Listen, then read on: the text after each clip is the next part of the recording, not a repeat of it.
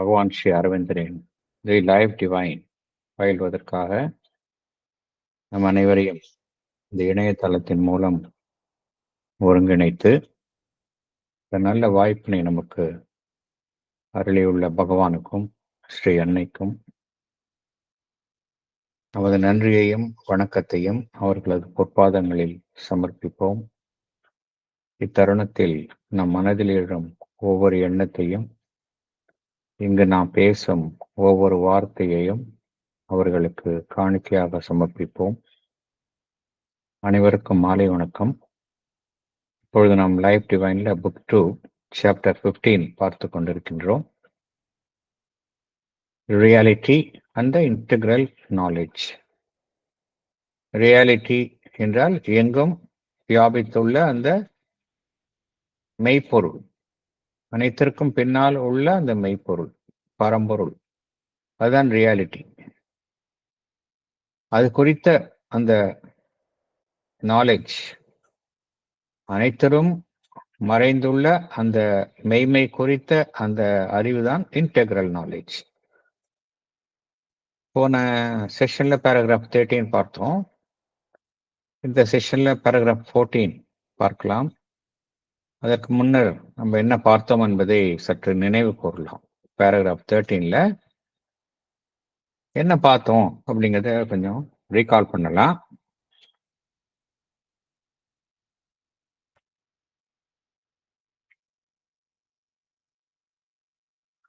பகவான்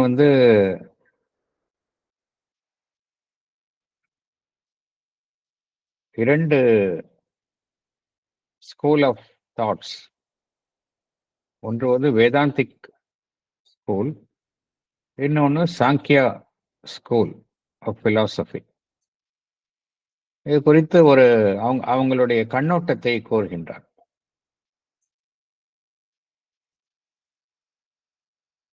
Vedantic school என்ன சொல்றாங்க அப்படின்னா, there is only one Brahman, one conscious, one being தான், one original being.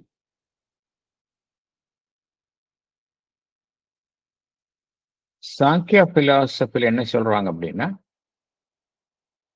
plurality of beings, multiple புருஷாஸ், மல்டிபிள் கான்சியஸ் பீயிங்ஸ் இருக்குது.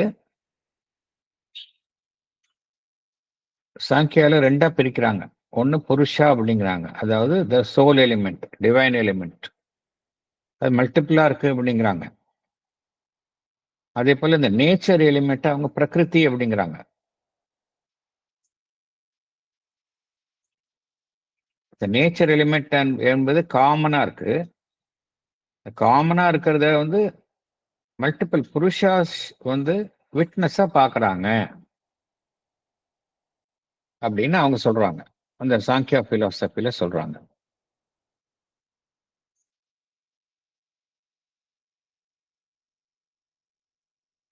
இங்க பகவான் என்ன சொல்றாரு அப்படின்னா, இந்த மல்டிபிள் பீயிங்ஸ் இருந்தாலும் அதுவும் ரியல் தான்.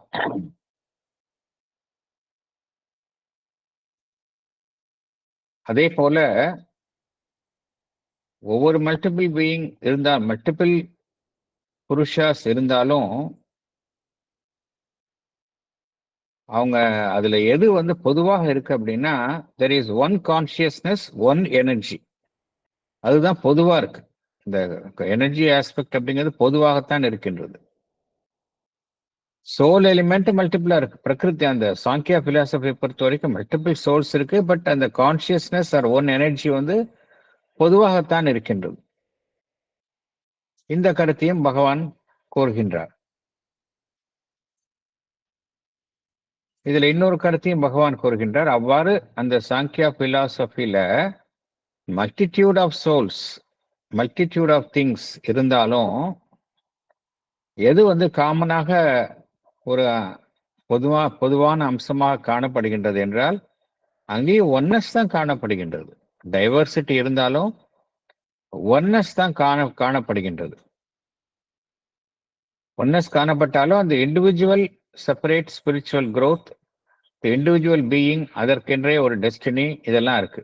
பட் அதுல என்ன இருக்கு, அதுக்கு பின்னாடி ஒரு ஒன்னஸ் இருக்கு. இது சாங்கியா பிலாசபியோட கோட்பாடு.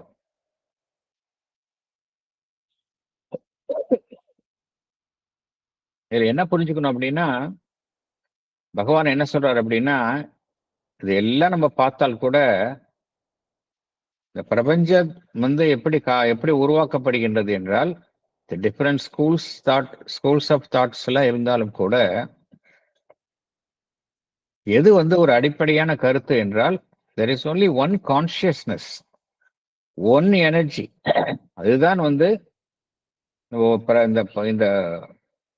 பிரபஞ்சத்துல பார்க்கக்கூடிய மல்டிடியூட் ஆஃப் ஃபிகர்ஸ், வடிவங்களை அதுதான் ஏற்படுத்துகின்றது.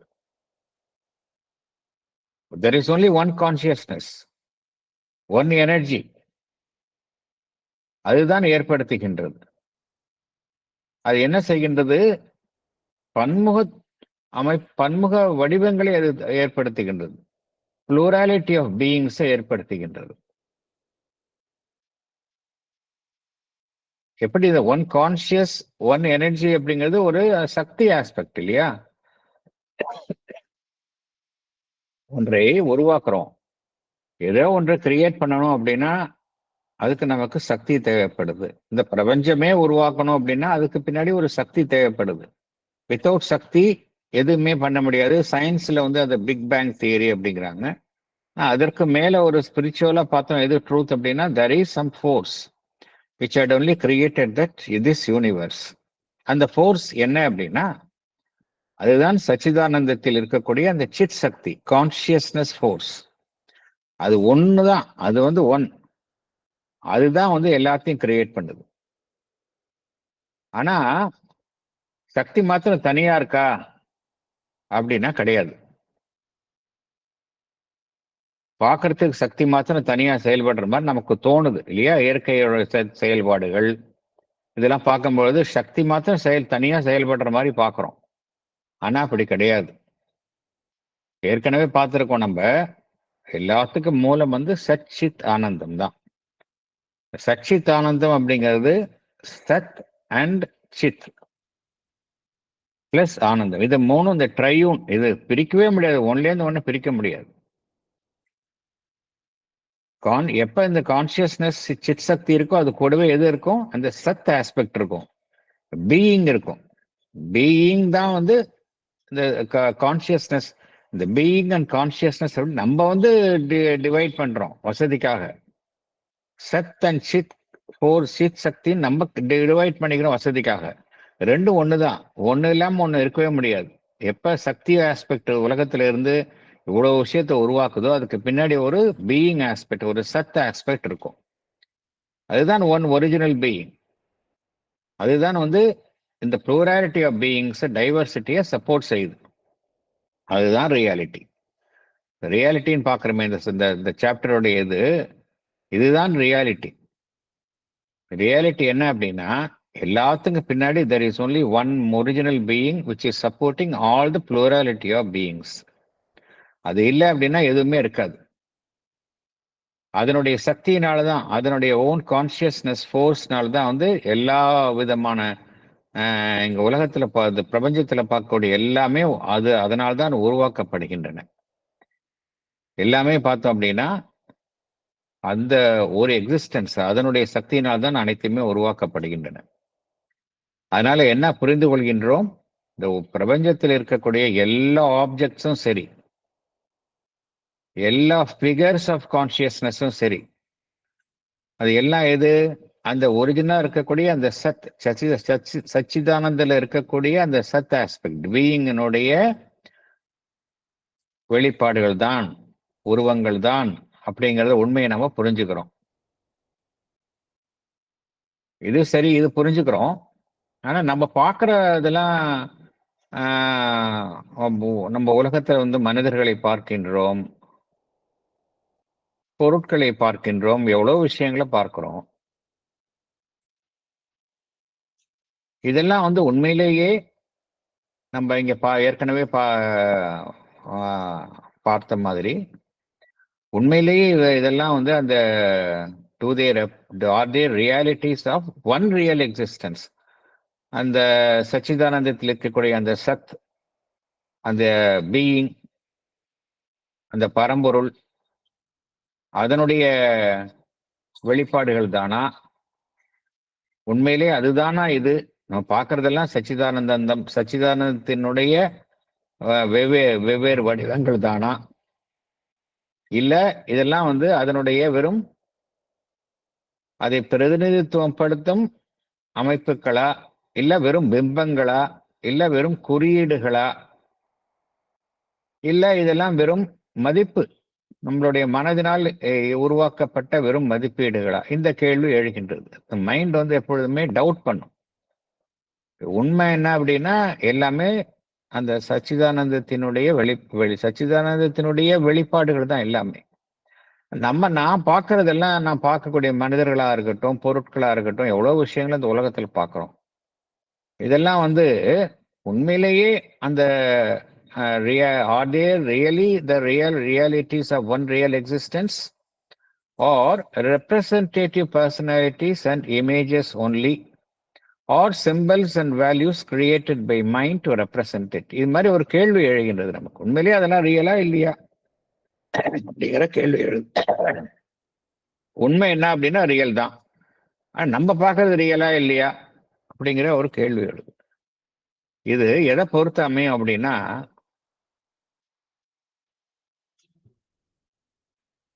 எந்த கான்சியஸ்னஸ்ல இருந்து நம்ம இதை பார்க்க, இந்த விஷய உலகத்தை பார்க்கிறோம், அதை பொறுத்துதான் அமையும். வெறும் நம்மளுடைய மைண்ட் அப்படிங்கிற ஒரு கான்சியஸ்னஸ்ல இருந்து பார்க்கிறோமா, இல்ல அதை விட மேலான ஆழமான உணர்வு நிலையிலிருந்து பார்க்கிறோமா? Whether it is only mind as we know it that is in action, or a deeper and greater consciousness of which mind is a surface instrument, executrix of its initiations, medium of its manifestation. அதாவது மனம் அதை மனதிலிருந்து எல்லாத்தையும் பார்க்கிறோமா, இல்ல மனது மனதை விட மேலான ஒரு உணர்வு நிலை, அந்த நிலையில மனம் வெறும் ஒரு மேற்புறமாக செயல்படும் ஒரு சாதனமாகத்தான் செயல்படுகின்றது. அந்த உயர்வு உணர்வு நிலையினுடைய உணர்வு நிலையினுடைய ஒரு கருவியாக செயல்படுகின்றது.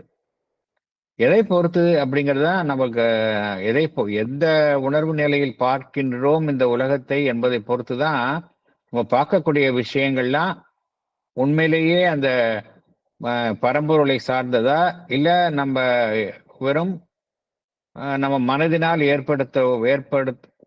ஏற்பட்டுள்ள ஒரு பிம்பங்களா அப்படிங்கிற ஒரு ஒரு என்கின்ற ஒரு கேள்வி வருகின்றது. இதுல என்ன விஷயம் அப்படின்னா, நம்ம வெறும் மனதினாலதான் பார்க்கிறோம் இந்த விஷயத்த, மேற்புற மனதினால் எல்லாத்தையும் பார்க்கிறோம் அப்படின்னா, எல்லாமே நம்ம மனதினால்தான், ஒரு நம்ம மனம் என்கின்ற ஒரு அமைப்பு தான் உருவாக்குகின்றது. they are seen by the mind. வெறும் மனதினால மாத்திரம் பார்க்கிறோம் அப்படின்னா, இது நம்மால அதற்கு பின்னால் உள்ள இந்த ரியாலிட்டியை புரிஞ்சுக்க முடியாது. வெறும் மனதினால் மாத்திரம் பார்க்கின்றோம் அனைத்தையும் என்றால், நம்மால் அனைத்திற்கு பின்னால் உள்ள அந்த ரியாலிட்டி, அந்த மெய்மை, இறை மெய்மையை புரிந்துக்க முடியாது. வெறும் மனதினால் மாத்திரம் பார்த்தோம் அப்படின்னா நம்ம என்ன சொல்லுவோம், இதெல்லாம் ஒரு சிம்பலாகத்தான் இருக்கின்றது, இல்ல ஒரு ரெப்ரசன்டேட்டிவா தான் இருக்கு. அதாவது அந்த பரம்பொருள் இருக்கு, அதனுடைய ஒரு பிரதிநிதித்துவம் படுத்தும் வகையில் தான் இருக்கின்றதை ஒழிய இதெல்லாம் பின்ன ஒரு ரியாலிட்டி இல்லை அப்படின்னு தான் நம்ம சொல்லுவோம். மனதினால பார்க்கும் வரைக்கும் அப்படிதான் சொல்லுவோம். ஆனால் மனதை விட ஒரு உயர் உணர்வு நிலையிலிருந்து இதெல்லாம் பார்க்க நேரிட்டால் அப்ப எப்படி பார்ப்போம் அப்படின்னா, இந்த பிரபஞ்சமாகட்டும், இல்ல அதில் இருக்கக்கூடிய இருப்புகள், வடிவங்கள், பொருட்களாக இருக்கட்டும், இதெல்லாம் எப்படி பார்ப்போம் நம்ம? அப்ப எப்படி பார்ப்போம் அப்படின்னா, உண்மையிலேயே இவைகள் அனைத்துமே true realities of the one existence, அந்த ஏகமாக இருக்கக்கூடிய பரம்பொருளினுடைய உண்மையான மெய்யான விஷயங்கள் அப்படிதான் பார்ப்போம். நம்ம ஒரு ஹையர் கான்சியஸ்னஸ்லேருந்து இந்த உலகத்தை பார்க்க நேரிட்டால் நம்ம எவ்வாறு பார்ப்போம் என்றால், the universe and its natural beings and objects can be true realities of the one existence, forms and powers of its being, manifested by its force of being. எப்படி பார்ப்போம் அப்படின்னா, true realities of one existence. உண்மையிலேயே அந்த பரம்பொருளை தன்னுள் கொண்டுள்ள உண்மையான realities அப்படின்னு தான் பார்ப்போம். அதே போல forms and powers of its being, அந்த பரம்பொருளினுடைய வடிவங்கள், சக்திகள், அதை வெளிப்படுத்தும் அமைப்புகள் என்றுதான் நம்ம பார்ப்போம். அந்த நிலையில மனம் எதையுமே தன்னில் எதையுமே உருவாக்க முடியாது. மனம் ஒரு இடைப்பட்ட சாதனமாகத்தான் அந்த நிலையில செயல்படும். அந்த ஹையர் கான்சியஸ்னஸ் செயல்படும் போது, ஹையர் கான்சியஸ்னஸ் என்றால் பகவான் இங்கே குறிப்பிடுவது இந்த supra mental consciousness, truth consciousness. Truth consciousness செயல்பட்டாலும் மனம் என்பது இருக்கும். மனம் என்பது அழிந்து விடாது. மனம் அங்க எப்படி செயல்படும் அப்படின்னா, பிரதானமான ஒரு சாதனமாக செயல்படாது. அங்க ஒரு இடைப்பட்ட சாதனமாகத்தான் மனம் செயல்படும். Mind would only be an interpreter. Interpreter என்ன அர்த்தம்? ஒரு விஷயத்தை பொருள் புரிந்து விளக்குவது, இன்டர்பிரேட் பண்றது. அப்படிதான் செயல்படும் மனம். எதற்கு இடையில, எவை இரண்டுக்கும் இடையில இன்டர்பிரேட்டரா மனம் செயல்படும் அப்படின்னா, நம்பர் 1 யூனிவர்சல் ரியாலிட்டி, எங்கும் வியாபித்துள்ள அந்த பரம்பொருளினுடைய மெய்மை, அதற்கும் and the manifestation of its creative consciousness force, அந்த பரம்பொருளினுடைய சிருஷ்டிக்கும் அந்த உணர்வு நிலை சித் சக்தியினால் உருவாக்கப்பட்டுள்ள அனைத்து வெளிப்பாடுகள், இந்த பிரபஞ்சத்தில் காணக்கூடிய அனைத்து விஷயங்களும், இதற்கு இடையில ஒரு இன்டர்பிரேட்டரா தான் அந்த மைண்ட் செயல்படும். ஒரு புறம் என்ன இருக்கு? எங்கும் வியாபித்துள்ள அந்த பரம்பொருளினுடைய அந்த மெய்மை இருக்கு, யூனிவர்சல் ரியாலிட்டி ஒரு புறம் இருக்கு. இன்னொரு புறம் என்ன பார்க்கிறோம்? அதனுடைய சக்தியினால் உருவாக்கப்பட்டுள்ள வெளிப்பாடுகள், இந்த உலகம், இந்த உலகத்தில் காணக்கூடிய பொருட்கள், அமைப்புகள் எல்லாமே அந்த சக்தியினால் உருவாக்கப்பட்டவைதான். இதெல்லாம் என்ன? Manifestation of its creative consciousness force. அந்த இறைசக்தியினால் சிருஷ்டிக்கப்பட்டவை, அதனுடைய சித் சக்தியினால் சிருஷ்டிக்கப்பட்டவை. அவ்வாறு சிருஷ்டிக்கப்பட்ட அமைப்புகளுக்கும் எங்கும் வியாபித்துள்ள அந்த மெய்ப்பொருளுக்கும் இடையில் ஒரு இன்டர்பிரேட்டரா தான் மைண்ட் செயல்படும். Mind would only be an interpreter between the universal reality and the manifestation of its creative consciousness force. Or Shakti, Prakriti, or மாயா, எப்படி வேணாலும் சொல்லலாம். பட் என்னன்னா, அந்த கிரியேட்டிவ் கான்சியஸ்னஸ் ஃபோர்ஸ் அதுதான். அதுக்கு இடையில ஒரு சாதனமாக மைண்ட் செயல்படும் அப்படிங்கிறார். இது எப்போ அப்படின்னா, ஹையர் கான்சியஸ்னஸ் செயல்படும் பொழுது மைண்ட் இடைப்பட்ட சாதனமாக செயல்படும். அப்ப நம்மால ஒரு ரியல் ட்ரூத், எல்லாத்துக்கும் பின்னாடி இருக்க ட்ரூத்தை புரிஞ்சுக்க முடியும். எல்லாத்துக்கும் பின்னாடி இருக்கக்கூடிய அந்த ரியாலிட்டியை நம்மால புரிஞ்சுக்க முடியும் அப்படின்னு சொல்றார் பகவான். ஸோ இதுதான் நம்ம லாஸ்ட் செஷன்ல பேராகிராஃப் 13ல பார்த்தோம்.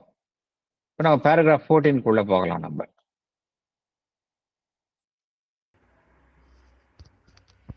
Book 2, Chapter 15, Reality and the Integral Knowledge, Paragraph 14.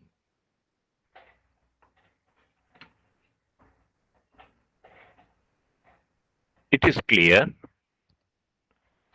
that a mind of the nature of our surface intelligence can be only a secondary power of existence, for it bears the stamp of incapacity and ignorance as a sign that it is derivative and not the original creatrix.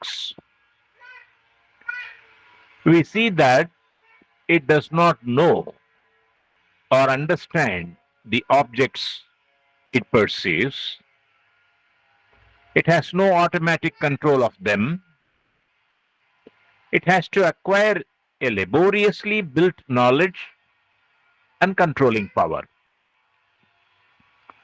This initial incapacity could not be there if these objects were the mind's own structures, creations of its self power. It may be that this is so because individual mind has only a frontal and derivative power and knowledge, and there is a universal mind that is whole, endowed with omniscience, capable of omnipotence. Thank you, sir. Can I read, sir? Yes, please. Explanation. Our mind, with its nature of surface intelligence, can only be a secondary power of existence. It features incapacity and ignorance. It is not the original creatrix, but is only derivative. It does not know or understand the objects it perceives and has no automatic control over them. It has to acquire knowledge with much effort and controlling power. This initial incapacity could not be there if these objects were the mind's own structures created by its self power. This may be due to the fact that the individual mind has only a frontal and derivative power and knowledge. Behind the individual mind, there is a universal mind. The universal mind is whole, endowed with omniscience, capable of omnipotence. Thank you, sir. Thank you. இங்க பகவான் வந்து ரெண்டு விஷயங்களை சொல்றாரு. ஒன்று, நம்ம நம்ம நம்ம நம்ம நம்மிடம் செயல்படும் இண்டிவிஜுவல் மைண்ட். அது நம்மிடம் செயல்படும் இண்டிவிஜுவல் மைண்ட்னா நம்ம ஒரு பெரிய சயின்டிஸ்டாக இருக்கலாம், பெரிய ஃபிலாசபராக இருக்கலாம். ஆல் சட் அண்ட் டன் நம்ம மைண்ட் அந்த ஒரு லிமிட்டெட் கெப்பாசிட்டியில் தான் செயல்படுது. அது நம்ம மைண்ட் வந்து பின்னாடி பார்த்தோம் அப்படின்னா தேர் இஸ் யூனிவர்சல் மைண்ட். நம்மை விட அடுத்த நிலையில் இருக்கிறது எதுன்னா பிரபஞ்சம் அளாவிய மனம். அது நம்மோட மிக பெரியது. அதனுடைய ஒரு செயல்படும் முன் அமைப்பாகத்தான் நம்மளுடைய மனம் இருக்கு. ஸோ இந்த ரெண்டு விஷயத்தை டிஃபரன்ஷியேட் பண்றார். இண்டிவிஜுவல் மைண்ட் எப்படி செயல்படுது, பின்னாடி இருக்கக்கூடிய அந்த யூனிவர்சல் மைண்ட் எப்படி செயல்படுது அப்படிங்கிறத டிஃபரன்ஷியேட் பண்றார் பகவான். அவ்வளவுதான். நம்மளோட இண்டிவிஜுவல் மைண்ட் எப்படி செயல்படுது அப்படிங்கிறத பார்த்தோம் அப்படின்னா, இண்டிவிஜுவல் மைண்ட் வந்து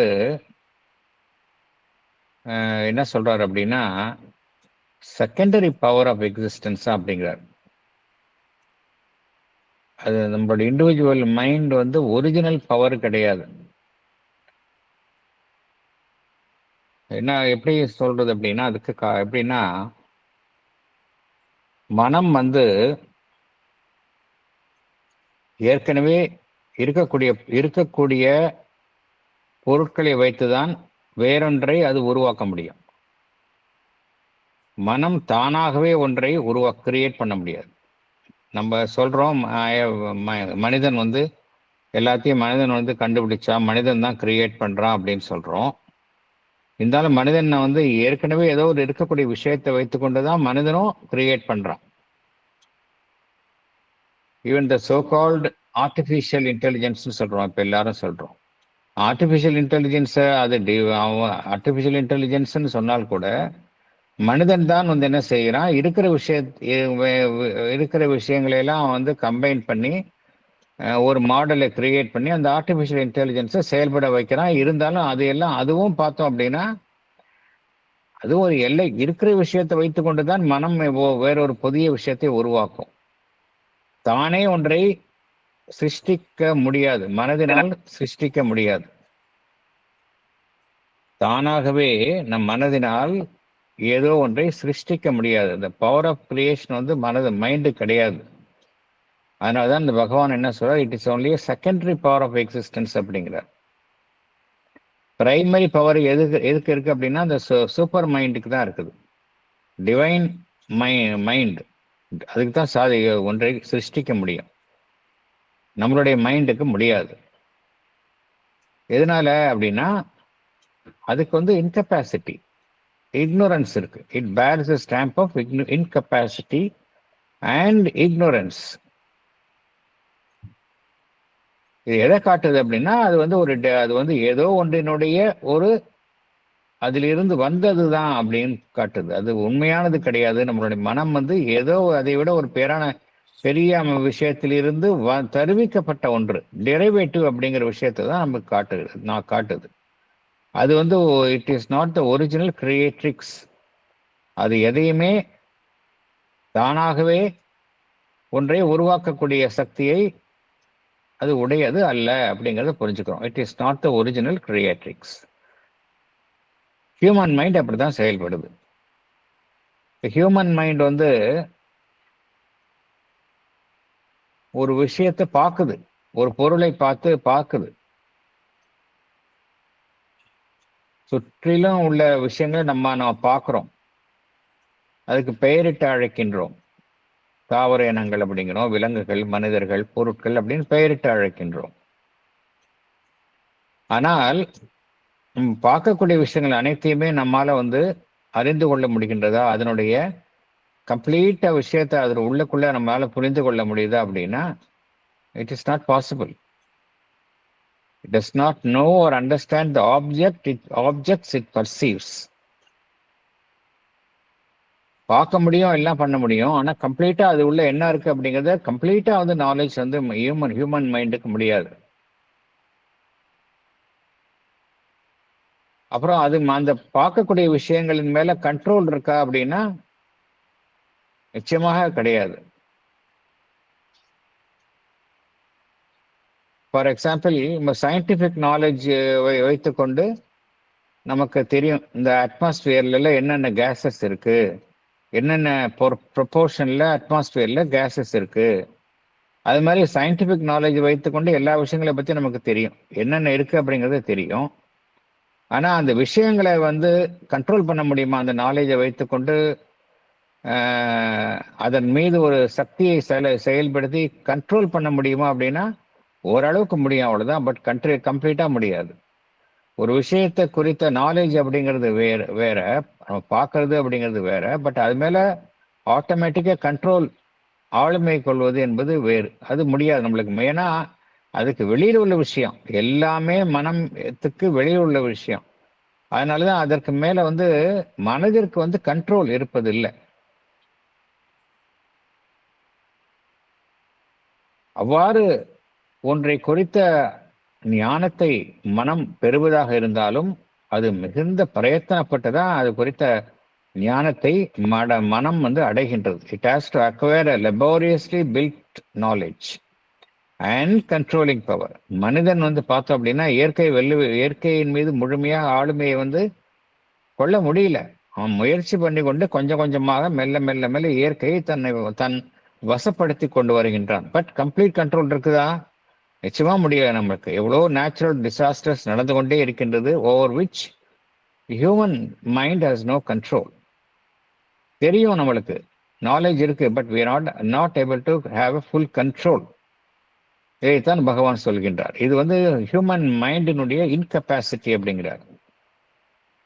இது ஏன் இந்த இன்கெப்பாசிட்டி இருக்குன்னா இது எல்லாமே மனம் வந்து பார்க்கின்றதை ஒழிய மனதினால் உருவாக்கப்பட்ட விஷயங்கள் கிடையாது. மனம் அப்படிங்கிறத மனம் அப்படி ஒன்றினால் உருவாக்கப்பட்டதுன்னு என்ன அர்த்தம்? ஏன்னா என்னிடம் இருக்கக்கூடிய ஒரு பொருளை வைத்துக்கொண்டு நான் இன்னொன்றை உருவாக்கினேன் என்றால் என் வசம் இருக்கும் அந்த விஷயம் வந்து அதோட கண்ட்ரோல் என்கிட்ட இருக்கும். ஆனா நான் உருவாக்கல, நான் வந்து ஒரு செகண்டரி அதை பார்க்கின்றேன், அவ்வளவுதான். பட் நான் உருவாக்கவில்லை அப்படின்னா எனக்கு வந்து கண்ட்ரோல் இருக்காது, அது மேல கண்ட்ரோல் இருக்காது. அதனால்தான் இங்க பகவான் என்ன சொல்றாரு, this initial incapacity could not be there if these objects were the mind's own structures, creations of its self power. மனதினால் எதையுமே பார்த்தோம் அப்படின்னா அதனால் எதையுமே உருவாக்க முடியாது. ஏதோ ஒன்றை வைத்து கொண்டுதான் மனம் உருவாக்குகின்றது. மனம் தன்கிட்ட இருக்கிற பொருளை வைத்துக்கொண்டு உருவாக்கல. எல்லா விஷயங்களும் என்ன செய்து, இருக்கிற விஷயத்தை வைத்துக்கொண்டு அது ஒன்றை உருவாக்குகின்றது. ஈவன் எல்லா விதமான இதுவும் பார்த்தோம் அப்படின்னா, சயின்டிபிக் நாலேஜ் எல்லாம் பார்த்தோம் அப்படின்னா, எத்தனையோ விஷயம் இருக்கு, அதை வைத்துக்கொண்டு மனம் உருவாக்குகின்றது. இதுக்கு காரணம் பகவான் என்ன சொல்றாரு அப்படின்னா, இண்டிவிஜுவல் மைண்ட் அப்படின்னு எடுத்துக்கிட்டோம் அப்படின்னா, அதை விட ஒரு உயர் சக்தியிலிருந்து தருவிக்கப்பட்ட ஒரு முன்னிருந்து செயல்படும் அமைப்பு தான் அப்படிங்கிறார். It may be that this is so because individual mind has only a frontal and derivative power and knowledge, and there is a universal mind. நம்மளுடைய மனதுக்கு மேல பின்னாடி இது இருக்கு, பிரபஞ்ச மனம் அப்படின்னு இருக்கு. அதனுடைய ஒரு டெரிவேட்டிவ், அதிலிருந்து தருவிக்கப்பட்ட ஒரு சக்தி தான் நம்மளுடைய மனம் அப்படிங்கிறார். there is a universal mind that is whole.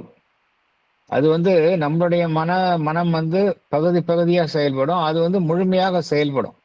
நம்மளுடைய மனதுடன் ஒப்பிடும் பொழுது அந்த பிரபஞ்ச மனம் என்பது அளவிலும் அதனுடைய ஒரு விசாலத்திலும் பெரியதாக செயல்படுவது. அதுக்கு என்ன இருக்கு, அதனுடைய ஞானம் பிரபஞ்சம் அளவியது, அது omniscient. அதே போல அதனுடைய சக்தியும் பார்த்தோம் அப்படின்னா சர்வ வல்லமை புரிந்தது. அதாவது சாதாரண தனிப்பட்ட ஒரு மனிதனுடைய மனத்தை விட பிரபஞ்ச மனம் என்பது ஒரு உயர் ஞானத்தை உடையது, ஒரு உயர் சக்தியை உடையது. ஸோ இதுதான் நம்மளுடைய மைண்டுக்கும் இந்த யூனிவர்சல் மைண்டுக்கும் இடையில் உள்ள டிஃபரன்ஸு. நம்மளுடைய மைண்ட் ஒரு இன்கெப்பாசிட்டி இருக்குது, அது ஒரு எல்லைக்குள்ள தான் செயல்படுது, ஒரு இக்னோரன்ஸ் இருக்கு. ஆனால் அந்த யூனிவர்சல் மைண்ட் அப்படி கிடையாது, அது முழுமையா இருக்கு, அது ஒரு அதிக வல்லமை பொருந்தியது. இருந்தாலும் பகவான் என்ன சொல்றார், இந்த நிலையிலும் கூட நம்ம அதாவது பிரபஞ்ச மனம் அப்படிங்கிற நிலையிலிருந்து பார்த்தாலும் கூட அந்த நிலையிலும் அந்த மனதிற்கு அந்த நாலேஜ் ஆஃப் த ரியாலிட்டி இருக்குமானா இருக்காது அப்படிங்கிறார். ஏன் இதை சொல்றாரு அப்படின்னா, ஒரு இண்டிவிஜுவல் மைண்ட் அப்படின்னு எடுத்துக்கிட்டாலும் நம்மளால சுத்தி இருக்கிற விஷயத்துக்கு பின்னால் உள்ள அந்த ரியாலிட்டி மெய்ப்பொருள் பார்க்க முடியல. சரி, பிரபஞ்ச மனம் அந்த நிலையிலிருந்து பார்க்க முடியுமா அப்படிங்கிறது பார்த்தா, பிரபஞ்ச மனம் தனிப்பட்ட மனதையோட கம்பேர் பண்ணும் பொழுது அதிக ஞானத்தை உடையதாகவும் அதிக சக்தியை உடையதாகவும் கருதப்பட்டாலும் கூட அந்த நிலையிலையும் பார்த்தோம் அப்படின்னா அந்த எசென்ஷியல் நாலேஜ், அதாவது எல்லாத்திற்கு பின்னால் உள்ள அந்த டிவைன் ரியாலிட்டியை புரிந்து கொள்ளக்கூடிய அம்சம் அதற்கும் இருக்காது அப்படிங்கிறார். அந்த கருத்தை தான் இங்க சொல்ல வர்றார். நம்ம படிச்சா புரியும், அதுக்குள்ள போகலாம் நம்ம.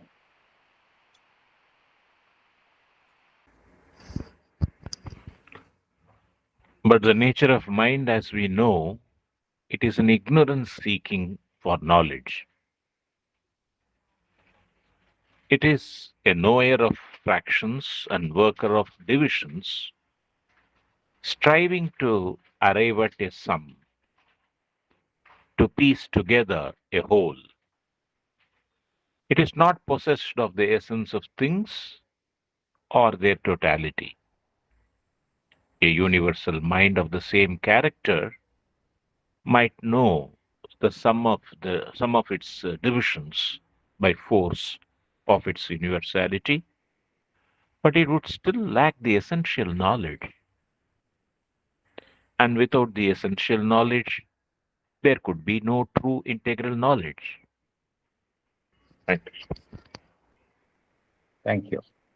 Explanation. நான் படிக்கட்டுமாங்க sir? Yes, madam. Explanation. But the nature of mind, whether it is individual or universal, is an ignorance seeking for knowledge.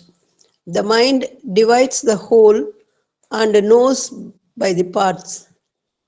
It assembles the pieces of knowledge together to make it a whole. It is not possessed of the essence of things or totality. A universal mind of the same character might know the sum of its divisions by force of its universality. Its nature of universality presents a picture of a whole to it, but the universal mind would still lack the essential knowledge, that is, knowledge by identity.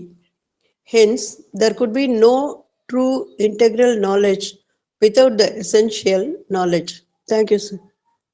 Thank you. இது இந்த சாதாரண மைண்டுக்கு அடுத்த நிலையில இருக்கக்கூடிய universal mind. இந்த இது குறித்த அந்த மனம் எப்படி செயல்படுதுங்கிறத நம்ம சாவித்திரியில கூட பகவான் வந்து விளக்குகின்றார். புக் 2ல கேண்டோ 11ல the kingdoms and godheads of the greater mind அப்படிங்கிறதுல படித்தீங்கன்னா நமக்கு தெரியும். அந்த kingdoms and godheads of the little mind அப்படிங்கிறது அதுக்கு previous canto. The kingdoms and godheads of the greater mind அப்படிங்கிறது அதுக்கு அடுத்த நிலையில மைண்டினுடைய பிளேன்ல ஹையர் லெவல்ல எப்படி செயல்படுது அப்படிங்கிறத பார்க்கணும். மைண்ட் அப்படின்னு எடுத்துக்கிட்டாலே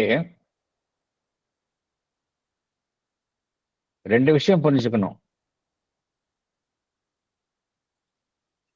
அந்த சூப்ராமெண்டல் லெவல் அப்படிங்கிறது தான் வந்து ஒன்னஸ், அதன் அடிப்படையில செயல்படுவது. Supramental consciousness R truth consciousness அது எப்படி செயல்படுது அப்படின்னா ஒன்னஸ், ஏகமாக இருக்கக்கூடிய அந்த அம்சத்தின் பெயரில் செயல்படுது. ஏகமாக இருக்கக்கூடிய அம்சத்தின் பெயரில் செயல்படுது அப்படின்னா என்ன அர்த்தம் அப்படின்னா அதுல இருந்து தான் எல்லாமே வெளியே வருது. Super mind is a creator. அது எப்படி கிரியேட் பண்ணுதுங்கிறத நம்ம பார்த்துருக்கோம் ஏற்கனவே. என்கிட்ட இருக்கிற ஒரு விஷயத்தை எடுத்துக்கொண்டே நானே என்ன செய்கின்றேன், என்னிலிருந்து உருவாக்குகின்றேன். அப்படி பார்க்கும் பொழுது நான் உருவாக்க விஷயமும் நானும் வெவ்வேறு அல்ல அப்படிங்கிற ஒரு நிலை ஏற்படுகின்றது. அந்த சப்ஜெக்ட்னா எனக்குள்ள இருப்பது, ஆப்ஜெக்ட்னா எனக்கு வெளியில இருக்குது. ரெண்டுமே வந்து வெவ்வேறு இல்லை. எனக்குள்ள இருக்கிறது தான் நான், எனக்குள்ள இருக்கிறது தான் நான் வெளியே இருக்கு. வெளியே நான் I am projecting outside அப்படிங்கும் பொழுது அங்க என்ன ஆயிடுது, ஒன்னஸ் தான் இருக்கு. ஆனா இருந்தாலும் இந்த ஒன்னஸ் வந்து 2ஆ பிரிது காமிக்குது, அவ்வளவுதான். இருந்தாலும் இந்த ஒன்னஸ் தான் அங்க இருக்கு. ஒரு எக்ஸாம்பிள் பார்க்கலாம். ஒரு பெரிய சமுத்திரம் இருக்கு. சமுத்திரத்துக்கு மேல என்ன பார்க்கிறோம், அலைகளை பார்க்கிறோம். அலைகள் வேற சமுத்திரம் வேற அப்படின்னு நம்ம பார்க்க முடியுமா? கிடையாது. கீழே இருக்கிற சமுத்திரத்தினுடைய ப்ரொஜெக்ஷன்ஸ் தான் மேல அலைகளாக தெரிகின்றது. ரெண்டும் வேற வேறன்னு சொல்ல முடியாது. வேற வேறன்னு சொல்ல முடியாதுன்னு ரெண்டும் ஒண்ணுதான் அப்படின்னா அந்த இடத்துல டிவிஷன் இருக்கா? அலைகளுக்கும் கடலுக்கும் இடையில ஏதாவது டிவிஷன் இருக்கான்னா கிடையாது. No division. ஒன்னஸ் தான் பார்க்கிறோம். சூப்ராமெண்டல் லெவல்ல பார்த்தோம் அப்படின்னா ஒன்னஸ் தான் பார்ப்போம். சூப்ராமெண்டல் லெவல்ல அது வந்து அதுதான் அனைத்தையும் சிருஷ்டிக்கின்றது. சிருஷ்டிக்கப்பட்ட அனைத்துமே அதுதான் தன்னை அதனுடைய வெளிப்பாடாகத்தான் இருக்கின்றது. அதனால சூப்ராமெண்டல் லெவல்ல இருந்து எதை பார்த்தாலும் ஒன்னஸ் தான் பார்க்கிறோம். அங்க டிவிஷனே இல்லை. அங்க இருக்கக்கூடிய நாலேஜ் அப்படின்னு எப்படி இருக்கும்? சூப்ராமெண்டல் நாலேஜ் அப்படின்னா அதுக்கு வெளியில எதுவுமே கிடையாது. எனக்கு உள்ளதான் எல்லாமே இருக்குன்னா எனக்கு வெளியில எதுவுமே கிடையாது அப்படின்னா, அல்லது எனக்கு வெளியில இருக்கிற எல்லா விஷயமும் எனக்குள்ளதான் இருக்கு அப்படின்னா, எனக்கு எல்லாத்தையும் குறித்த நாலேஜும் வந்து அப்படியே 100% பியூரா இருக்கும். ஏன்னா என்கிட்ட தான் என்கிட்ட என்ன இருக்கோ அதுதான் வெளியில இருக்கு. அங்க வந்து டிவிஷனே கிடையாது. அப்படிங்கும் பொழுது அந்த நாலேஜ் வந்து பெர்ஃபெக்டா இருக்கும். அந்த நாலேஜ் தான் என்ன பகவான் என்ன சொல்றாரு, எசென்ஷியல் நாலேஜ் அப்படிங்கிறார். எசென்ஷியல் நாலேஜ்னா என்ன அர்த்தம்?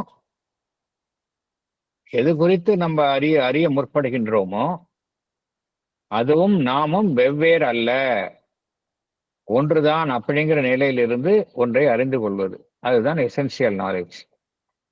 அதுக்கு கீழே சூப்பரமெண்டல் மைண்டுக்கு கீழே அந்த பரிணாம வளத்துல அந்த இன்வல்யூஷன் கீழே இறக்கம் கொள்ளும்போது என்ன ஆகுது, சூப்பர் மைண்டுக்கு அடுத்த நிலையில அந்த ஓவர் மைண்ட் வருது. அப்ப அந்த ஓவர் மைண்டுக்கு கீழே தான் இந்த பிரபஞ்ச மனம் அப்படிலாம் வருது, காஸ்மிக் மைண்ட், அப்புறம் இண்டிவிஜுவல் மைண்ட் அப்படின்னு ஸ்டெப் பை ஸ்டெப்பா அப்படி டிவிஷன் வந்துடுது. இந்த டிவிஷன் வந்தாலே என்ன ஆயிடுது அப்படின்னா அந்த இடத்துல நாலேஜ் வந்து டைரக்ட் நாலேஜ் இருக்காது அப்படிங்கிறார். நாலேஜ் வந்து எசென்ஷியல் நாலேஜ் இருக்காது அப்படிங்கிறார். இதுதான் நேச்சர் ஆஃப் மைண்ட் அப்படின்னு பகவான் இங்க சொல்றார். நேச்சர் ஆஃப் மைண்ட் அப்படின்னு என்ன அர்த்தம் அப்படின்னா, தனக்கு வெளியில இருக்கிற விஷயத்தை அதை வந்து அறிந்து கொள்ள முயல்வதனால் நேச்சர் ஆஃப் மைண்ட், மனதினுடைய இயல்பு எப்படி இருக்கு அப்படின்னா, அறியாமையில் இருக்கும் ஒரு அமைப்பு தனக்கு அறியாததை அறிந்து கொள்ள முயலுகின்றது என்பது போல்தான் மனதினுடைய செயல்பாடு அமைந்துள்ளது அப்படிங்கிறார். Nature of mind as we know it is an ignorance seeking for knowledge. Human mind அப்படிதான். Human mind is not the possessor of knowledge, it is always a seeker of knowledge. Human மைண்டுக்கு பார்த்தோம் அப்படின்னா it doesn't possess the knowledge. It is human mind எப்பொழுதும் பார்த்தோம் அப்படின்னா எந்த ஸ்டேட்டஸ்ல இருக்கு, it is an ignorance seeking for knowledge. அப்புறம் எல்லாமே நம்ம எப்படி அறிந்து கொள்கின்றோம், பகுதியாகத்தான் அறிந்து கொள்கின்றோம். It is a knower of fractions and worker of divisions. இதுதான் மனதினுடைய ஒரு சிறப்பான அம்சம்.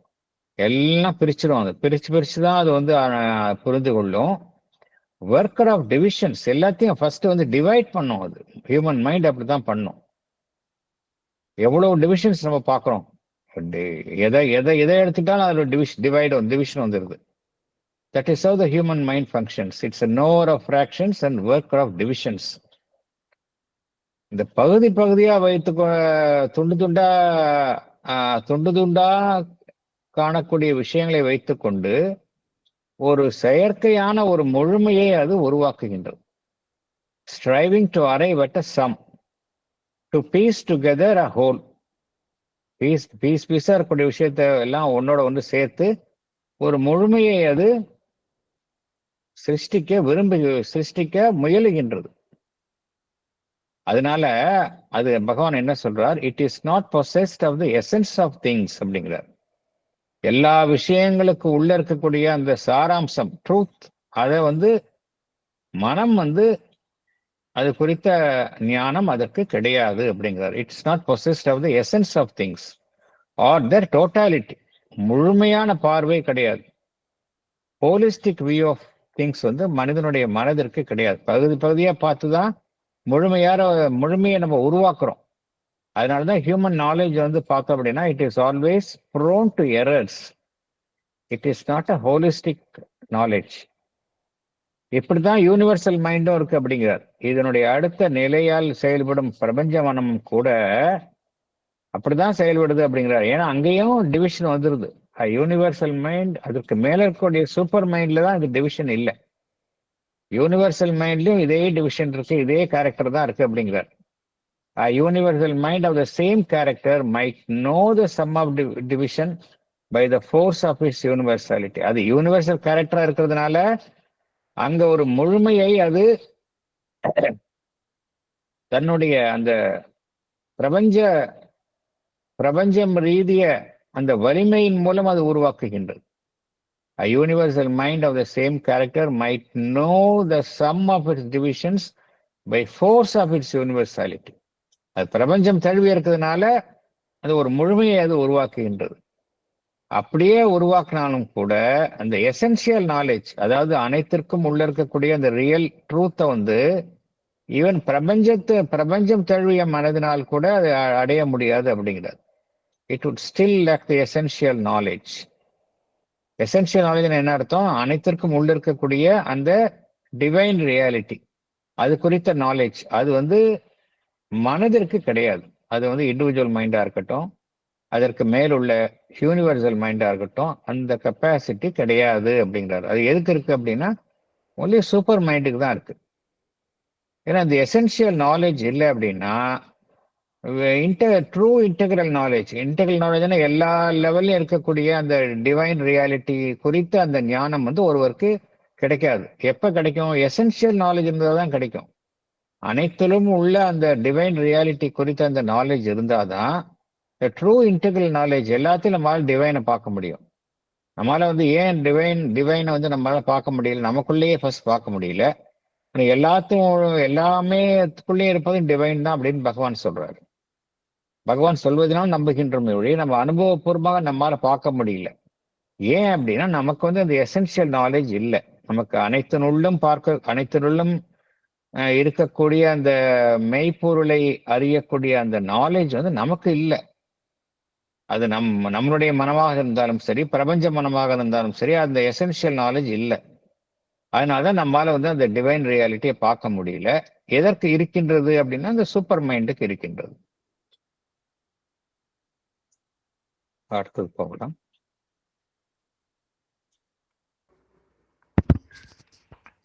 A consciousness possessing the essential and integral knowledge, proceeding from the essence to the whole and from the whole to the parts, would be no longer mind, but a perfect truth consciousness, automatically possessed of inherent self-knowledge and world knowledge. It is from this basis that we have to look at the subjective view of reality.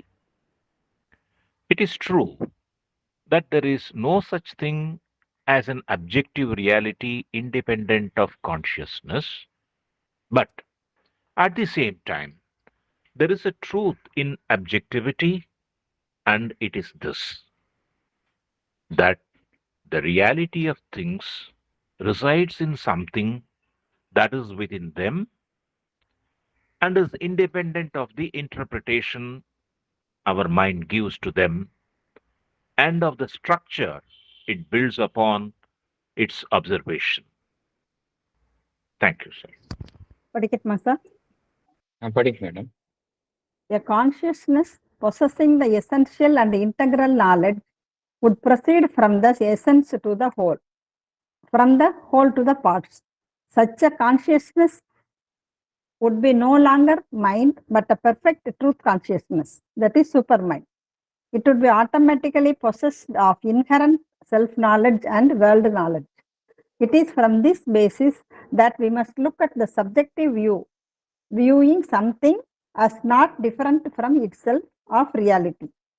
It is true that there is no such thing as an objective reality independent of consciousness.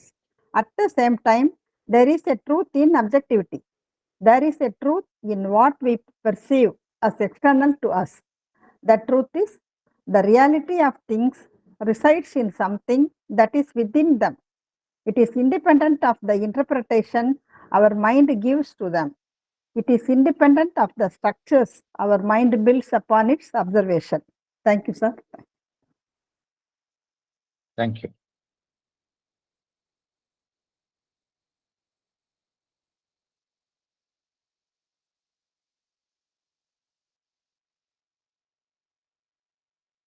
But human mind mental consciousness பார்த்தோம் அப்படின்னா எப்படி செயல்படுதுன்னு பார்த்தோம். ஃப்ராக்ஷன்லேருந்து அது ஹோலுக்கு போகுது. ஃப்ராக்ஷனை சும்மா எல்லாத்தையும் என்ன அக்கு வேற அணி வேற பிரிச்சிடுது. First divide, human mind divides everything. பகுதி பகுதியாக அமைத்து கொண்டு பகுதியிலிருந்து முழுமைக்கு செல்ல அது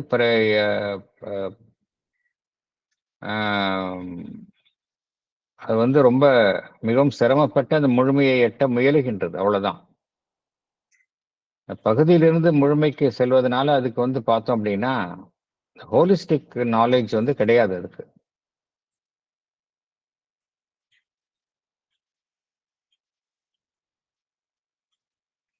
இந்த மனம் என்கின்ற உணர்வு நிலைக்கு அடுத்து இருப்பதுதான் அதையும் தாண்டி இருக்கக்கூடிய ஒரு உணர்வு நிலை வந்து சூப்ராமென்டல் நாலேஜ், சூப்ராமென்டல் கான்சியஸ்னஸ்.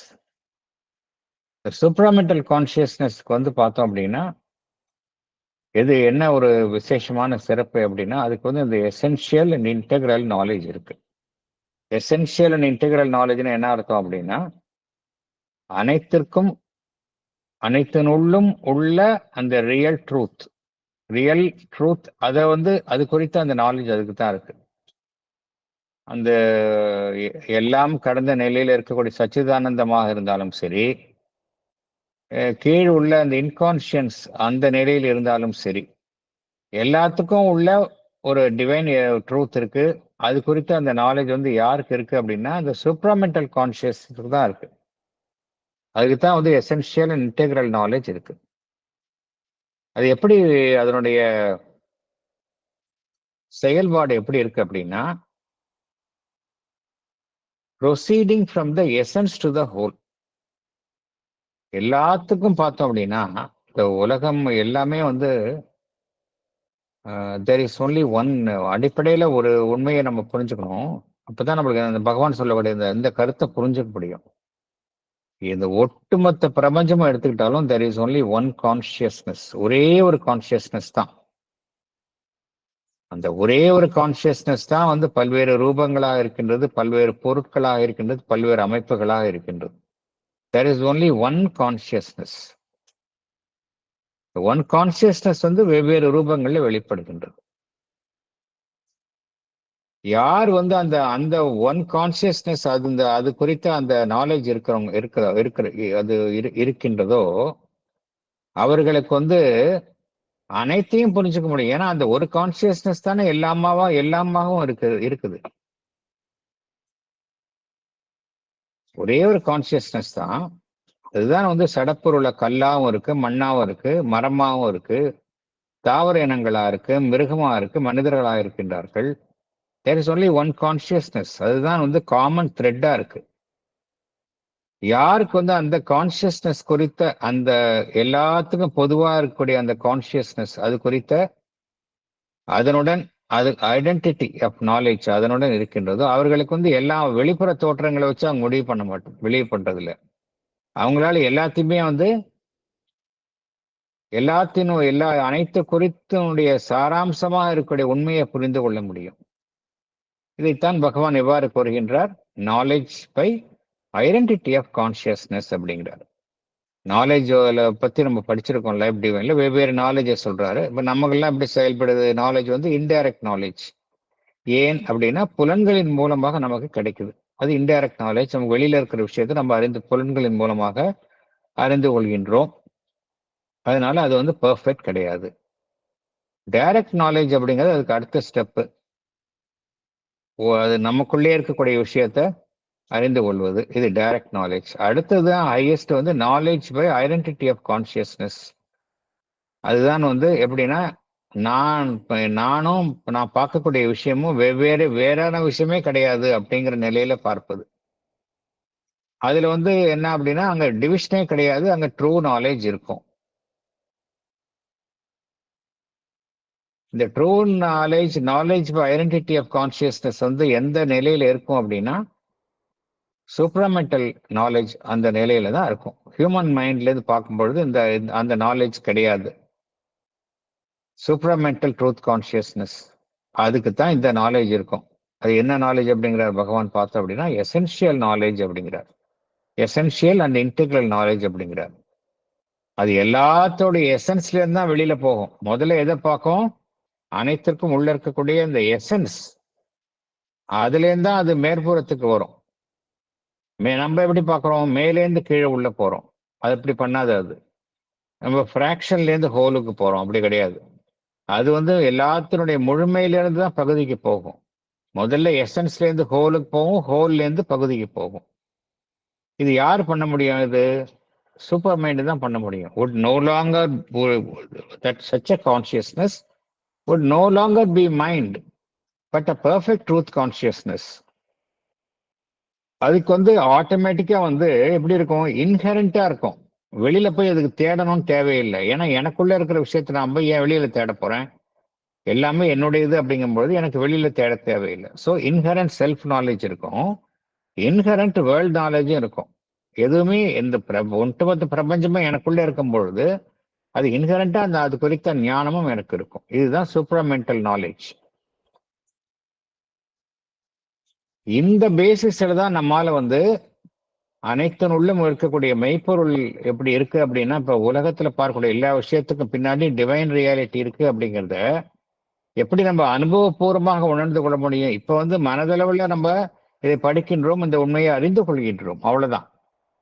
இதை எப்படி ஒரு சித்தியாக ஒருவர் பெற முடியும் அப்படின்னா, நம்ம அந்த நம்மளுடைய கான்சியஸ்னஸ் லெவல் நம்ம உயர்த்தி கொள்ளும் பொழுது இது குறித்த நேரடி அனுபவத்தை நம்மளால ஃபீல் பண்ண முடியும்.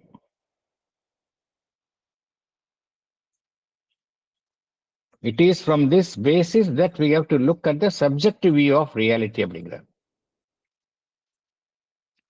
சப்ஜெக்டிவ் வியூ அப்படின்னு என்ன அர்த்தம்? அப்ஜெக்டிவ் வியூனா என்ன அர்த்தம்? அப்ஜெக்டிவ் வியூனா எனக்கு வெளியில இருக்கக்கூடிய விஷயத்த நான் வெளியில பாக்குறேன். வெளியில ஒரு பொருள் இருக்கு, அதை நான் பாக்குறேன். எப்படி பாக்குறேன்? அப்ஜெக்டிவா பாக்குறேன். சப்ஜெக்டிவ் வியூனா என்ன அர்த்தம்? எனக்கு உள்ளேயே இருக்கு அந்த விஷயம்,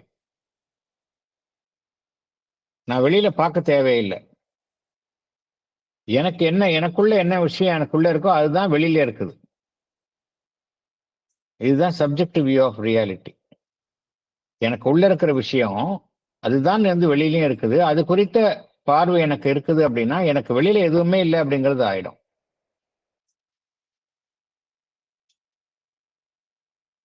அப்படின்னா இந்த வெளியில பார்க்கக்கூடிய விஷயம் அப்ஜெக்டிவ் ரியாலிட்டியை பார்க்கிறோமே அதெல்லாம் பொய்யா அப்படின்னா என்ன? அப்ஜெக்டிவ் ரியாலிட்டி அப்படிங்கிறது, அதாவது வெளியில இருக்கக்கூடிய விஷயம் அப்படிங்கிறது நம்மளுடைய உணர்வு நிலை சம்பந்தப்பட்டது தான். நம்மளுடைய உணர்வு நிலையில நம்ம வெளியில உள்ள பொருளை வந்து நம்ம பார்ப்பதனால அந்த பொருள் இருக்கின்றது. அதர்வைஸ் அந்த பொருளுக்கென்றே ஒரு தனியான இருப்பு கிடையாது அப்படிங்கிற ஒரு ஆர்குமெண்ட் இருக்குது. There is no such thing as an objective reality independent of a consciousness அப்படிங்கிற ஒரு ஆர்குமெண்ட் இருக்கு. ஆனால் பகவான் என்ன சொல்றாரு அப்படின்னா, நம்ம வெளியில ஒரு பொருள் இருந்தாலும் கூட அதுக்கு பின்னாலேயும் ஒரு உண்மை இருக்கு. வெளியில ஒரு பொருள் கிடையாது, அதற்கென்றே ஒரு தனியான ஒரு இருப்பு கிடையாது அப்படின்னா எகைன் நம்ம மாயாவாத கருத்துக்கு தள்ளப்படுவோம், எல்லாம் பொய்ன்னு சொல்லிடுவோம். நம்ம அப்படி கிடையாது. வெளியில பார்க்கக்கூடிய விஷயத்துக்கு பின்னாலேயும் ஒரு உண்மை இருக்கு அப்படிங்கிறார். At the same time there is a truth in objectivity. அது என்ன truth?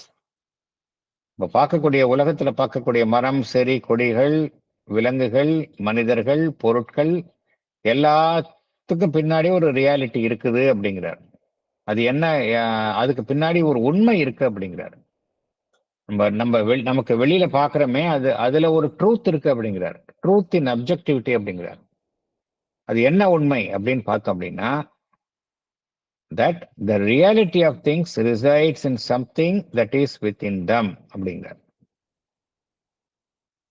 That the reality of things resides in something what is within them. பார்க்கக்கூடிய ஒவ்வொரு விஷயத்துக்கும் உள்ளேயும் அந்த மெய்ப்பொருள் இருக்கின்றது, வசிக்கின்றது. அதை குறித்து நம்மளுடைய மனம் வந்து புரிந்து கொள்கின்றது, புரிந்து கொள்ளாம இருக்கலாம். அதை பத்தி அது கவலை கிடையாது. மனம் வந்து அதை அறிந்து கொள்ளாம இருக்கலாம். அதுக்காக அது இல்லைன்னு ஆகிவிடாது, அது இருக்கும். The reality of things resides in something that is within them and is independent of the interpretation of our mind. மனம் வந்து அதுக்கு வந்து வெவ்வேறு பொருள்களை வந்து அர்த்தம் கற்பிக்கும். அதை பத்தி அது என்னதான் மனம் அது குறித்த ஒரு பொருளை அது கற்பித்தாலும் அதற்கென்றே தனியான இருப்பு ஒன்று இருக்கின்றது. எல்லாத்துக்கும் உள்ள அந்த டிவைன் ரியாலிட்டி இருக்கு அப்படிங்கிறார். It is independent of the interpretation our mind gives to them and of the structures it builds upon its observation. இப்போ மனம் வந்து ஒன்றை பார்க்குது. மனம் ஒன்றை பார்த்த உடனே என்ன செய்கின்றது? எதை பார்க்கின்றதோ அது குறித்த ஒரு கட்டுமானங்களை, அமைப்புகளை அது தனக்குள்ளே உருவாக்குகின்றது. ஒரு விஷயத்தை பார்த்தோம் அப்படின்னா அது குறித்த ஒரு கட்டுமானங்களை நாம் மனதிற்குள்ளே உருவாக்குகின்றோம். எதை பார்த்தாலும் நம்ம அது குறித்த ஒரு பிம்பத்தையும் கட்டுமானங்களையும் உருவாக்குகின்றோம். அதையெல்லாம் கடந்து இருப்பதுதான் இந்த அதை அனைத்திலும் இருக்கக்கூடிய அந்த ரியாலிட்டி என்பது. The reality of things resides in something that is within them and is independent of the interpretation our mind gives to them and of the structures it builds upon its observation. மனம் அதை பத்தி என்ன வேணாலும் புரிஞ்சுக்கலாம், தப்பா புரிஞ்சுக்கலாம், சரியா புரிஞ்சுக்கலாம். அது குறித்த ஒரு கட்டுமானங்களை மனம் எழுப்பலாம். என்னதான் பண்ணாலும் எல்லாத்துக்கும் மேலாக என்ன, இதையெல்லாம் கடந்து இருப்பதுதான் அனைத்தினுள்ளும் இருக்கக்கூடிய அந்த மெய்ப்பொருள் என்பது அப்படிங்கிறார். இல்ல நம்ம மனம் எப்படி செயல்படுவது என்பது முக்கியம் இல்லை, அதையும் தாண்டி அனைத்தினுள்ளும் ஒரு ட்ரூத் இருக்கு அப்படிங்கிறார். That the reality of things resides in something that is within them அப்படிங்கிறார். அடுத்தது போகலாம்.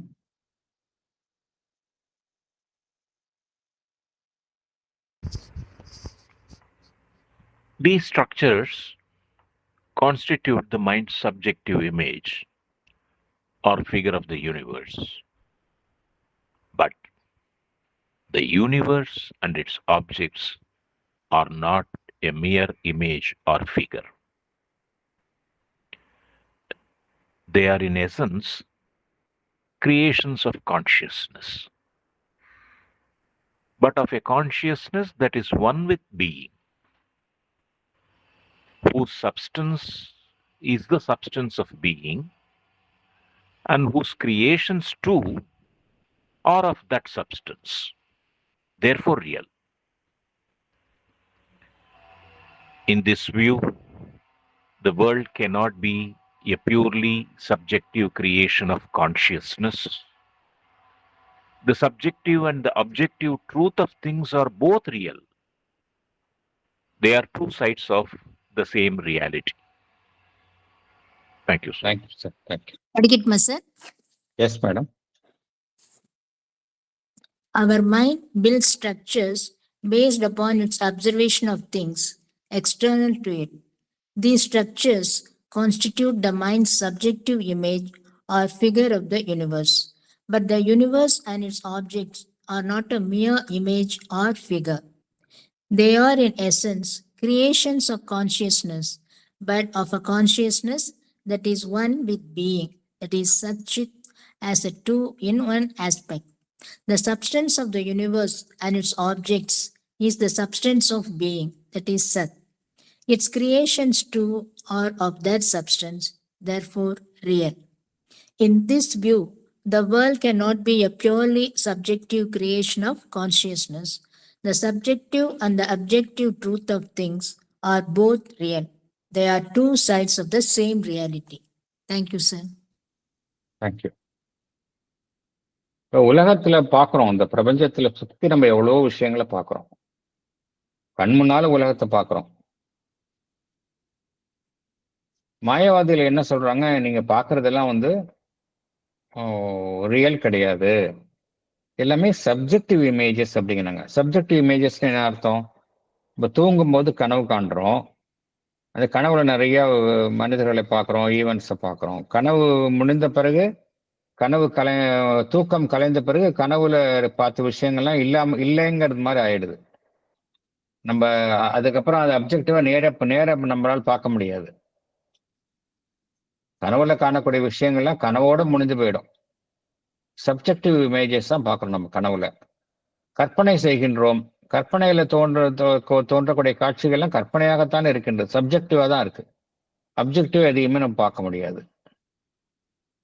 அதனால மாயாவதியில் என்ன சொல்றாங்க அப்படின்னா, இந்த உலகம், இந்த பிரபஞ்சம் குறித்து நீங்கள் பார்க்குறீங்க, இதெல்லாம் உங்களுடைய ஐம்புலன்களின் மூலமாக உங்களுடைய மனம் என்னும் திரையில எல்லாமே ப்ரொஜெக்ட் அது எப்படி ஒரு சினிமா தியேட்டர்ல ஸ்கிரீன்ல ப்ரொஜெக்ட் ஆகுதோ அதே போல எல்லாம் ப்ரொஜெக்ட் ஆகுது. அதை நிறுத்தினீங்கன்னா ஸ்கிரீன் இமேஜஸ் தானே தோணுது. அது போலதான் உங்களுடைய மைண்ட்ல இந்த இமேஜஸ்லாம் சப்ஜெக்டிவா கிரியேட் ஆகுது. அதற்கென்றே ஒரு ரியாலிட்டி கிடையாது, உண்மைத்தன்மை கிடையாது அப்படின்னு மாயாவாதிகள் சொல்றாங்க.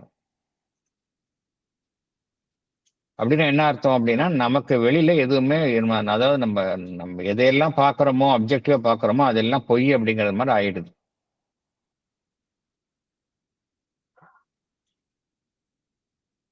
ஆனா நம்ம மனம் வந்து எல்லாத்தையும் உலகம் குறித்த, பிரபஞ்சம் குறித்த ஒரு தோற்றத்தை, உருவங்களை நம் மீது நம்முள் உருவாக்குகின்றது. அப்படியே இந்த பிரபஞ்சம் என்பது உண்மையிலேயே என்ன? உண்மையிலேயே வெறும் இதெல்லாம் வந்து ஒரு இமேஜ் தானா, ஒரு பிம்பங்கள் தானா, இல்ல ஒரு ஃபிகர் வடிவங்கள் தானா? உண்மையிலேயே பிரபஞ்சம் அப்படின்னா என்ன? பிரபஞ்சத்தில் காணக்கூடிய விஷயங்கள்லாம் உண்மையிலேயே என்ன? வெறும் மெட்டீரியலிஸ்டிக்கிட்ட என்ன சொல்றாங்க, எல்லாம் மேட்டர் அப்படின்றாங்க. அவ்வளவுதான். அது நீங்க ஒன்றும் அதை பத்தி கவலைப்படாதீங்க. தேர் ஆல் மியர் மெட்டீரியல் ஃபினாமினா, தவிர எதுவும் கிடையாது அப்படின்றாங்க. ஆனா அதுதானா அது? இல்ல மாயாவாதிகளை கேட்டா அதெல்லாம் வந்து மாயை அப்படின்னு சொல்றாங்க. But what is the truth behind all we see in the universe? பிரபஞ்சத்துல பார்க்கக்கூடிய விஷயங்களுக்கு பின்னால் உள்ள உண்மை என்ன அப்படின்னா, பகவான் இங்க என்ன சொல்றாரு அப்படின்னா, இது எல்லாமே வந்து ஏதோ ஒன்றினால் உருவாக்கப்பட்டிருக்கு. ஒன்றை உருவாக்கப்படலைன்னா ஒன்று இருக்காது. தேர் ஆல் ரியல் கிரியேஷன்ஸ். நம்பர் 1 புரிஞ்சுக்கணும். கிரியேஷன்ஸ் ஆஃப் கிரியேஷன் அப்படின்னாலே என்ன அர்த்தம்? ஏதோ ஒரு சக்தி தானே உருவாக்கி இருக்கணும். சக்தி இல்லைன்னா எதையும் உருவாக்க முடியாது. கிரியேஷன்ஸ் ஆஃப் கான்சியஸ்னஸ், ஒரு கான்சியஸ்னஸ் பவர், சிட் சக்தி, அதனுடைய உருவாக்கம் தான் எல்லாமே இந்த உலகத்துல பார்க்கக்கூடிய விஷயம்லாம். அந்த சக்திங்கிறது எந்த சக்தி? யாருடைய சக்தி? வெறும் இயற்கையினால் உருவாக்கப்பட்ட ஒரு இயந்திர கதியான சக்தியா? இல்ல அந்த சக்தி எதை சார்ந்து இருக்கின்றது? எதனுடைய சக்தி? அந்த சக்தி எந்த சக்தி அப்படின்னு பார்த்தோம் அப்படின்னா, அந்த சச்சிதானந்தம், அந்த பரம்பொருள், அந்த பிரம்மன், அதனுடைய சக்தி. But of consciousness that is one with being. எந்த சிட் சக்தியும் சத்தும் வந்து பார்த்தோம் அப்படின்னா வெவ்வேறா நம்ம வந்து பிரிச்சு பார்த்தாலும் கூட ரெண்டும் ஒண்ணுதான் அப்படிங்கறத பார்த்தோம். சக்தி இருக்கு அப்படின்னா பின்னாடி அந்த சத் இருக்கணும். சத் இருக்கு, எக்ஸிஸ்டன்ஸ் இருக்குன்னா கூடவே கான்சியஸ்னஸ் ஃபோர்ஸும் இருக்கணும். சத் அண்ட் சிட் சக்தி பிரிக்கவே முடியாது. இந்த உலகத்தில் உள்ள அனைத்துமே அந்த ஒரு சக்தியினுடைய வெளிப்பாடுகள்னா அதுக்கு பின்னாடி வந்து அந்த சத் இருந்தாகணும் அப்படிங்கிறார். That is one with being. One with பீயிங்னா என்ன அர்த்தம்? உலகத்துல பார்க்கக்கூடிய எல்லா விஷயங்களும் வந்து எந்த பொருளினால் ஆக்கப்பட்டுள்ளது அப்படின்னா அந்த சச்சிதானந்தத்தினுடைய அந்த சத், அதுல என்ன பொருள் இருக்கோ அதனினால்தான் அனைத்துமே இந்த பிரபஞ்சத்தில் உருவாக்கப்பட்டுள்ளது. Who substance is a substance of being. அதே போல whose creations too are of that substance. Number 1 என்ன அப்படின்னா, எந்த ஏற்கனவே பார்த்தோம், சத் அண்ட் சிட் சக்தி வெவ்வேறான விஷயம் கிடையாது. எந்த உலகத்தில் பார்க்கக்கூடிய அனைத்துமே வந்து அந்த சிட் சக்தியினால் உருவாக்கப்பட்டுள்ளது. இந்த சிட் சக்தியினுடைய அடிப்படை பொருள் எது அப்படின்னு பார்த்தோம் அப்படின்னா, அந்த சச்சிதானந்தத்தில் என்ன பொருள், அந்த சத்துல என்ன பொருள் இருக்கோ அதே தான் இந்த சிட் சக்தியிலும் இருக்கின்றது, கான்சியஸ்னஸ்ல இருக்கின்றது. அந்த கான்சியஸ்னஸ், அந்த சிட் சக்தி உருவாகும் இந்த பிரபஞ்சத்துல உருவாக்கிய அனைத்து பொருட்கள்லயும் எது இருக்கு அப்படின்னா அந்த பரம்பொருளினுடைய பொருள் தான் அங்கேயும் இருக்கு. whose creations too are of that substance. அந்த சத், அந்த பீயிங், சச்சிதானந்தத்தினுடைய அந்த சத், அதனுடைய பொருள் தான் எல்லாத்திலையும் இருக்குது. therefore real. என்ன காரணத்தினால இந்த உலகத்தில் நாம் காணும் அனைத்தும் வந்து உண்மை என்று கொள்கின்றோம் என்றால், அனைத்துமே அந்த சச்சிதானந்தத்தினுடைய பொருளினால்தான், அதனுடைய சக்தியினால்தான் உருவாக்கப்பட்டவை. அனைத்துமே அதனால் உருவாக்கப்பட்டவையாக இருப்பதினால் அனைத்துமே மெய்யானவைதான், பொய்யானவை கிடையாது அப்படிங்கிறார். In this view, the world cannot be a purely a subjective creation of consciousness. So இந்த அடிப்படையில் பார்த்தோம் அப்படின்னா அந்த உலகம் என்பது ஏதோ நம்முடைய மனதில் உருவாக்கப்பட்டுள்ள ஒரு பிம்பம், சப்ஜெக்டிவ் கிரியேஷன், கனவு போல உருவாக்கப்பட்டது அப்படிங்கிறது கிடையாது அப்படிங்கிறார். In this view, the world cannot be a purely subjective creation of consciousness. இங்க என்ன பார்க்கிறோம் அப்படின்னா, எதை நம்ம சப்ஜெக்டிவா நமக்கு உள்ள பார்க்கிறோம், உள்ள பார்த்தாலும் கூட வெளியில பார்க்கக்கூடிய விஷயமும் உண்மைதான் அப்படிங்கிறார். The subjective and the objective truth of things both real அப்படிங்கிறார். உள்ள வெளியில ஒரு பார்க்கிற விஷயம் நோ டவுட் அதனுடைய சப்ஜெக்டிவ் இமேஜ் தான் நம்ம உள்ள மனதில் பதிந்தாலும் கூட ரெண்டுமே உண்மை. மனதில் பதியக்கூடிய பிம்பமும் உண்மை, எது குறித்து அந்த பிம்பம் அந்த சப்ஜெக்டிவ் கிரியேஷன் நமக்குள்ள ஏற்படுகின்றதோ அதுவும் உண்மை. The subjective and the objective truth of things are both real அப்படிங்கிறார். They are two sides of the same reality. ஒரே மெய்ப்பொருளினுடைய இரு பக்கங்கள் தான் அப்படிங்கிறார். ஸோ இந்த உலகம் என்பது இந்த டிவைன் ரியாலிட்டியினுடைய ஒரு வெளிப்பாடு தான், பொய் கிடையாது அப்படிங்கிறார்.